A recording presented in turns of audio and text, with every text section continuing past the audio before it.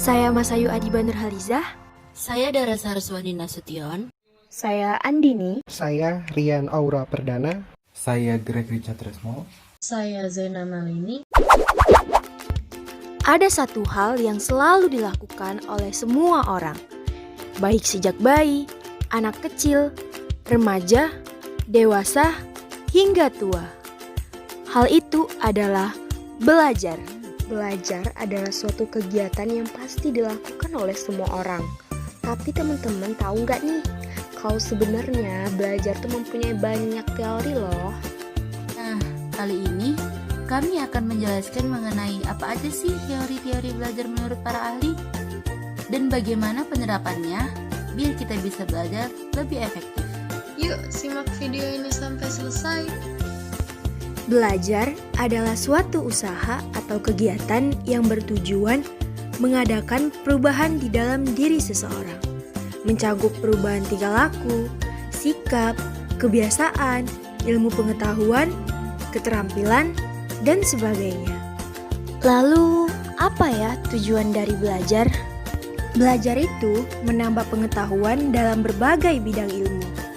Belajar juga meningkatkan keterampilan dan kecakapan, serta mengembangkan dan meningkatkan kemampuan berpikir kita.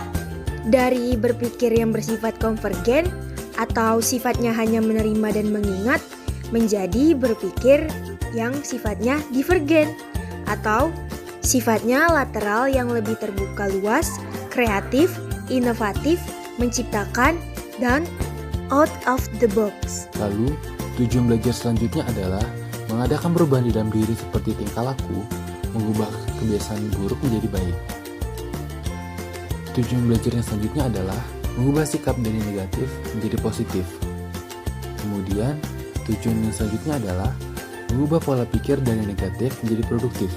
Tujuan belajar yang terakhir adalah merubah sikap mental yang pesimis, mudah putus asa, suka mengeluh, menjadi optimis, ulet, tekun mengubah, membangun, dan mengembangkan kepribadian watak dan karakter dari kepribadian watak dan karakter yang merugikan diri sendiri dan orang lain menjadi kepribadian watak dan karakter yang mempunyai manfaat bagi diri sendiri dan orang lain. Selanjutnya, kita akan membahas mengenai prinsip belajar. Di prinsip belajar ini ada 2 poin yang menjadi perhatian. Poin pertama adalah landasan utama dalam mencapai keberhasilan belajar adalah kesiapan mental.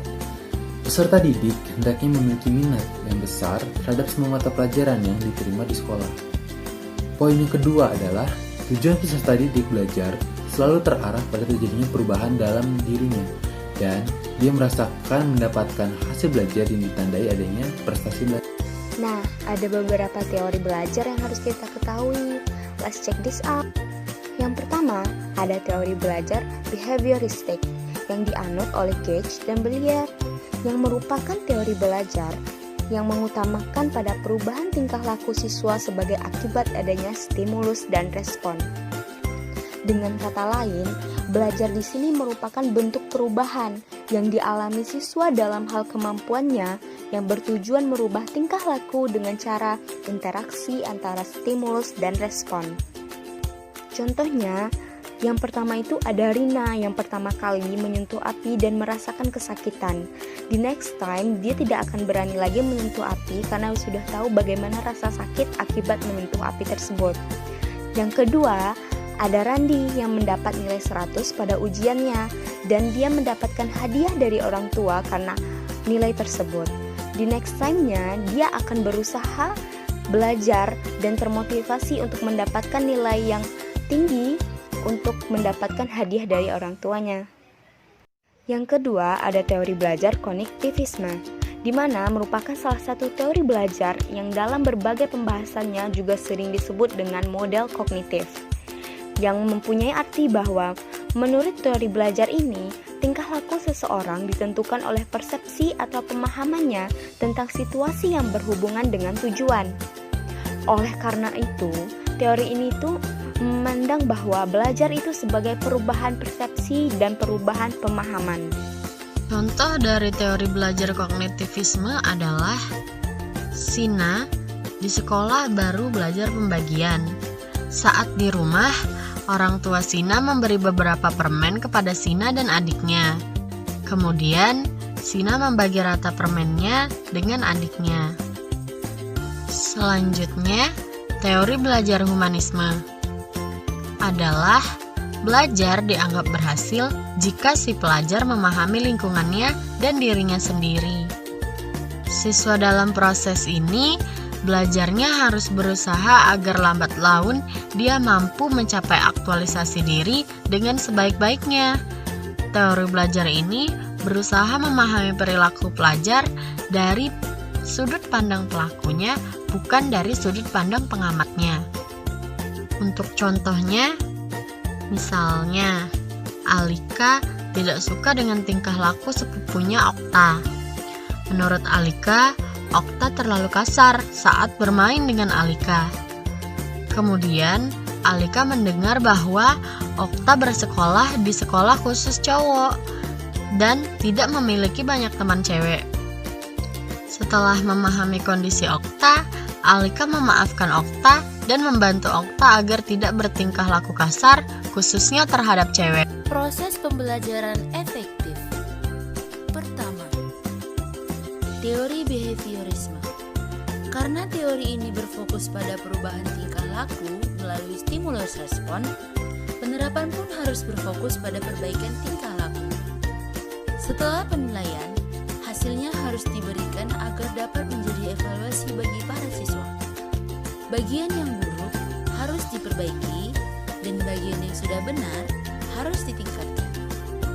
Dalam pembelajaran, tingkah laku yang diinginkan pendidik sebaiknya diberikan hadiah agar dapat bisa memacu para siswa. Yang kedua, teori kognitif.